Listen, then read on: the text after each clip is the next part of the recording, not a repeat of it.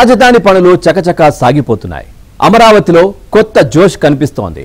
కూటమి ప్రభుత్వం అధికారంలోకి వచ్చిన తర్వాత పనులన్నీ శరవేగంగా జరిగిపోతున్నాయి.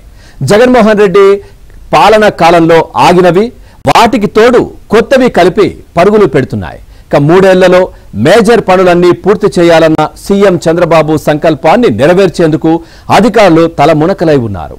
కార్యాలయ భవనాలు, కర్మాగారాలు, రోడ్లు, రైల్వే లైన్లు ఒక్కటేంటి అన్నిటినీ ఒక టైం ఫ్రేమ్లో పూర్తి చేసేందుకు ప్రయత్నాలు ముమ్మరంగా సాగుతున్నాయి. పక్షం రోజులకు ఒకసారి పనులను సమీక్షిస్తున్న సీఎం అవసరానికి తగ్గట్టుగా ఆదేశాలు ఇస్తున్నారు. మే 2న ప్రధాని మోదీ అమరావతిని సందర్శించనున్న సందర్భంగా పనుల పురోగతిపై ఏబిఎన్ స్పాట్లైట్.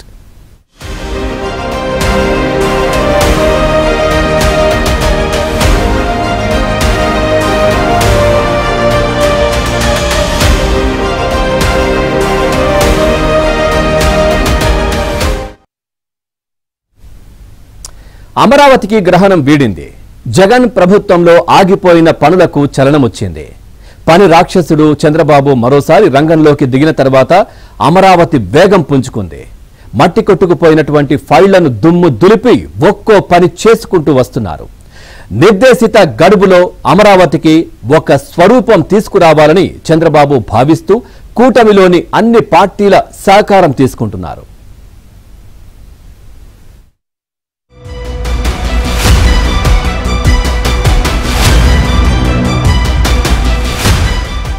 అమరావతి జోష్ మామూలుగా లేదు. ఒకప్పుడు అమరావతిని వెక్కిరించిన వారు, కాదన్న వారే అటువైపు చూస్తున్నారు.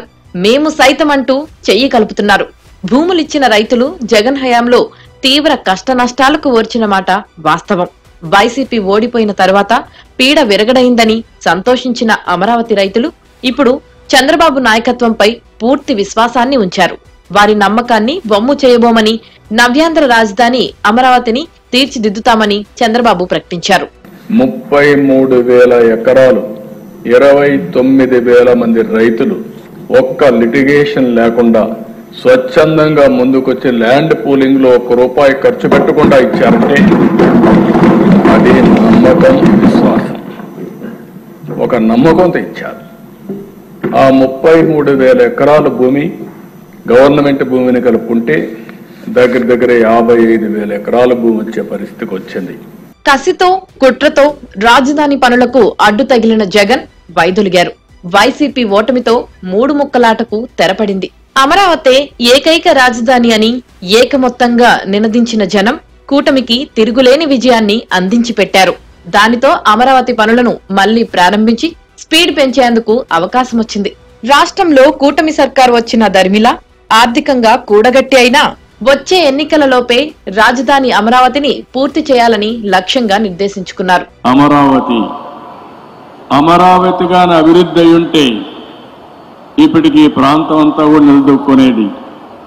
ఒక అమరావతిని పూర్తిగా నిర్వీర్యం చేసి రాష్ట్రంలో నిర్మాణ రంగం అనేది నిలదొక్కోకుండా చేసే పరిస్థితికి వచ్చారు. ఇంకో పక్కన ఎక్కడ చూసినా డెమాలిషన్ చేయడం, భయభ్రాంతులను చేయడం, ఇలాంటి చాలా కార్యక్రమాలు కూడా జరిగాయి. రాజధాని ఇప్పటి వరకు తాత్కాలిక భవనాల్లోనే నడుస్తోంది. తాత్కాలిక సచివాలయం, అసెంబ్లీ, మండలి ఇలా చెప్పుకుంటూ పోతే అన్ని తాత్కాలికమే అవుతున్నాయి. జగన్ 5 ఏళ్ల పాలన కారణంగా తాత్కాలికం దగ్గరే పనులు ఆగిపోయాయి. ఇప్పుడు పర్మినెంట్ గా భారీ భవనాలు నిర్మించేందుకు, రోడ్లు వేసేందుకు చంద్రబాబు ప్రభుత్వం సంకల్పించింది. జగన్ నిర్వాకంతో నీటిపాలైన సచివాలయ భవన సముదాయ పునాదుల పటిష్టతపై తాజాగా కూటమి ప్రభుత్వం అధ్యయనం చేయించింది. ఐఐటి హైదరాబాద్ బృందం నీటి లోపల ఉన్న పునాదులను పరిశీలించింది. పునాదులకు ఎటువంటి డోకా లేదని, తదుపరి నిర్మాణానికి ఎటువంటి ఇబ్బంది ఉండదని నివేదికలో ప్రస్తావించింది. దీనితో ఒక అవరోధం తొలగిపోయింది. అలాగే ఒక్కొక్కటిగా అడ్డంకులను తొలగించుకుంటూ కూటమి సర్కార్ ముందుకు సాగుతోంది.